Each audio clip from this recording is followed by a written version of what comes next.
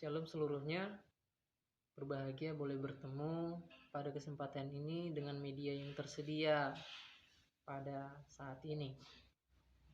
Saya Yefta Roma Fernando Silain, mahasiswa dari Seminar Biblika di Sekolah Tinggi Teologi HKBP,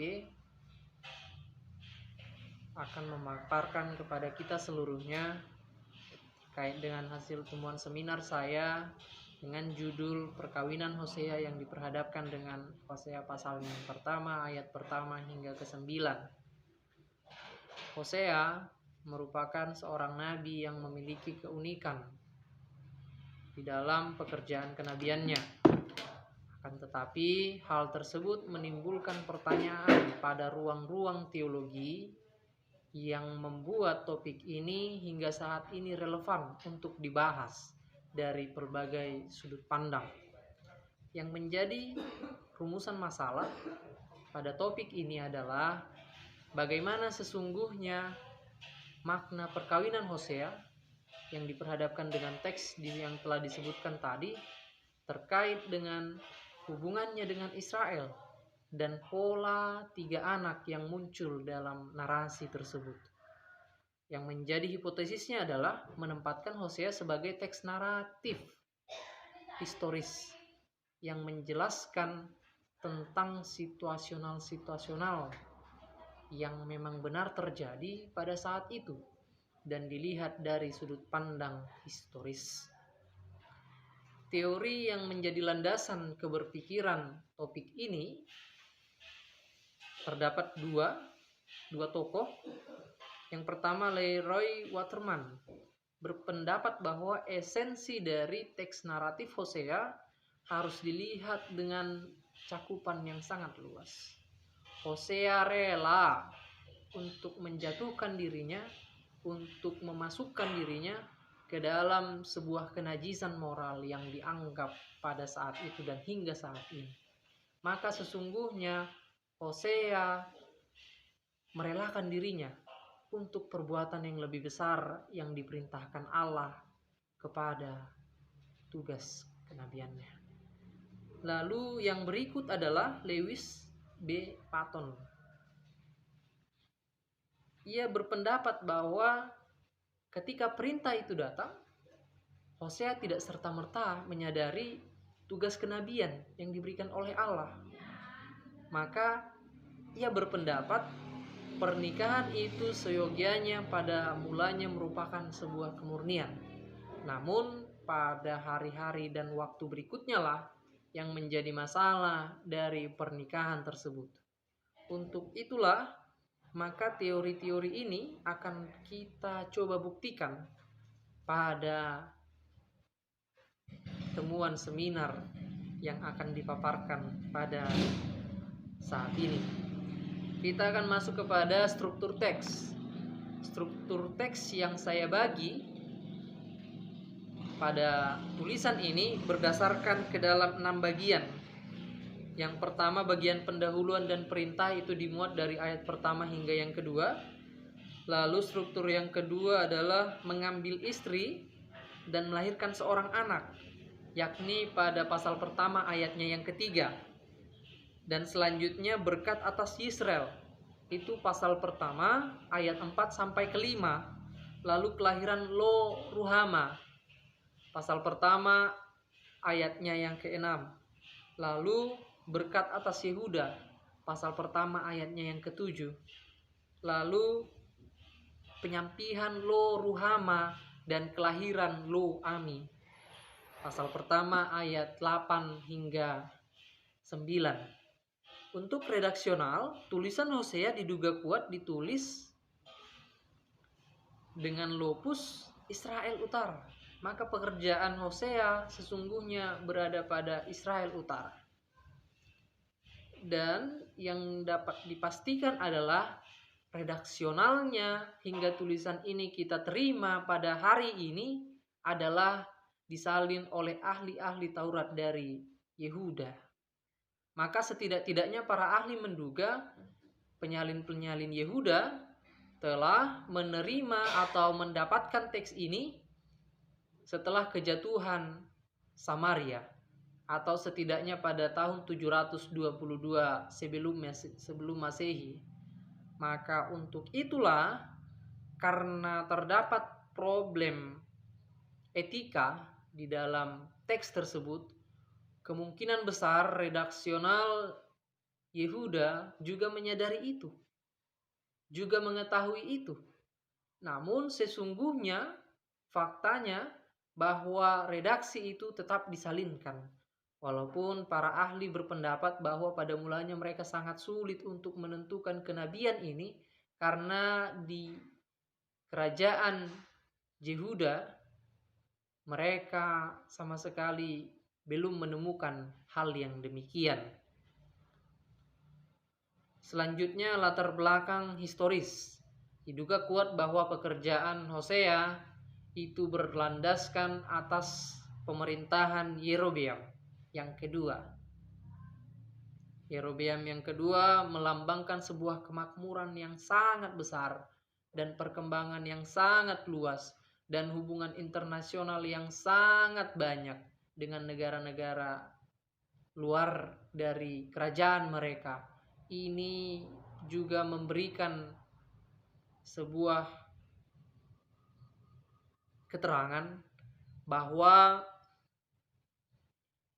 keadaan ekonomi, sosial, dan kebudayaan ketika itu sangat mapan. Bagaimana yang disebut dengan mapan? Yang pertama, ekonomi pada saat itu baik ekonomi kerajaan. Kita tidak tahu rakyatnya. Karena dituliskan bahwa Yerobeam II memperkaya kerajaan, tetapi tidak serta-merta memikirkan rakyatnya. Lalu tentang kebudayaan, bahwa invasi mereka, penyerangan dan perluasan wilayah mereka menimbulkan banyak interaksi budaya dan juga interaksi religius. Disebutkan bahwa pola pikir mereka telah mensinkretiskan penyembahan terhadap Allah. Terdapat juga kemungkinan bahwa mereka tetap juga menyembah Allah, tetapi dengan mencampurkannya atau bahkan lebih meninggikan dewa-dewa yang mereka buat dengan tangan mereka sendiri. Untuk religiusitas, bahwa peneliti berpendapat masih ada sekelompok kecil Ortodoks Yahudi yang masih memegang erat peribadahan terhadap Yahweh secara murni. Namun kemungkinan tersebut dianggap sebagai bagian yang kecil, sehingga pemberitaan Hosea terhadap Israel pastilah hanya mendapat sedikit respon yang baik dari seluruh masyarakat Israel yang ada pada saat itu. Untuk bentuk tulisannya, diperkirakan bahwa Hosea memang memiliki tipe penulisan prosa dan puisi Israel kuno. Akan tetapi pada pasal pertama, ayat 1-9, itu merupakan sebuah narasi perintah yang jelas perintahnya dan memang memuat 3 lambang. 3 lambang untuk memberikan makna pekerjaan tersebut atas lopusnya yang menjadi tempat pemberitaan Hosea, yakni Israel Utara. Untuk tafsiran ayat per ayat, pada ayat pertama dijelaskan bahwa setidaknya memuat 2 hal penting, yakni tentang keluarga Hosea. Disebutkan bahwa ayahnya adalah Beeri, dan keempat nama Raja Yehuda, dan seorang nama Raja Israel Utara, yakni Yerobeam II. Penafsiran para rabi terkait dengan kata bin atau menyebutkan keluarganya secara spesifik di depan untuk menandakan bahwa Hosea sesungguhnya dan ayahnya dan juga mungkin keluarganya adalah orang-orang yang diberkati oleh Allah. Terkait dengan 4 nama yang dipaparkan, dimulai dengan Raja Yehuda. Padahal pekerjaan Hosea berada di Israel Utara. Maka ahli juga berpendapat tentang ini. Sesungguhnya walaupun Hosea bekerja di utara, dampaknya sangat besar terhadap kerajaan Yehuda. Dan Yerobeam II diduga sebagai tempat dan pemerintahan Hosea bekerja ketika itu. Namun dari hal itu ingin kita lihat bahwa terdapat 4 raja yang disebutkan. Ada banyak kebaikan dan suksesi yang mereka lakukan di Yehuda, tetapi seorang hati Yerobeam tidak dapat terpecahkan oleh contoh-contoh, oleh perbuatan baik. Dan orang-orang hari-hari ini mungkin lupa dengan hal-hal yang demikian, sehingga berfokus kepada apa yang ada pada dirinya tanpa memikirkan kebaikan dan kecongkakannya ditumbuhkan secara konsisten. Pada ayat yang kedua dituliskan bahwa perintah untuk kawinilah. Memang terdapat berbagai pendapat. Ada yang mengatakan ini ditulis setelah pekerjaan Hosea selesai sehingga dia mengilhami penyuruhan tersebut. Ada yang berkata bahwa ini merupakan ketidaktahuan ketika dia menikah. Tetapi yang pasti ia menikah dengan perempuan sundal. Itu adalah kepastian yang harus kita terima. Lalu yang berikut, pergilah ia mengambil Gomer. Ketika itu dia mengambil seorang perempuan. Memang tidak ada keterangan terkait sundal atau tidak. Tetapi kelahiran anak pertama mereka memberikan sebuah makna nama yang dalam tanda kutip masih menghasilkan kebaikan. Yisrael, Allah menabur. Allah menabur dilanjutkan dengan ayat berikutnya, pembasmian pedang terhadap keluarga Yehu, terhadap kerajaan Israel. Ada berkat atas Yehuda. Namun tampaknya sebuah keburukan kepada keluarga Yehu. Maka pada sampai kesempatan ini hal tersebut belum masalah, belum menjadi problematika pada pernikahan Hosea. Akan tetapi pada ayat yang ke-6, ayat yang ke-6 barulah terbentuk lo ruhama. Lo ruhama engkau, lo ruhama aku, engkau bukan bangsaku. Lalu kelahiran lo ami, engkau bukan umatku. Ayat 6 menjadi titik keberbalikan melalui simbol makna nama. Keengganan Allah untuk berinteraksi, untuk menganggapnya sebagai bangsanya, putus pada ayat tersebut. Akan tetapi dalam teologi teks kita akan menemukan bahwa terdapat setidaknya 3 teologi besar di dalam teks ini. Yang pertama teologi kepatuhan dalam Hosea pertama ayat 2-3. Ia patuh terhadap rule yang telah Allah berikan. Yang kedua teologi pemulihan ayat 4, pasal pertama 4, 5 dan 7.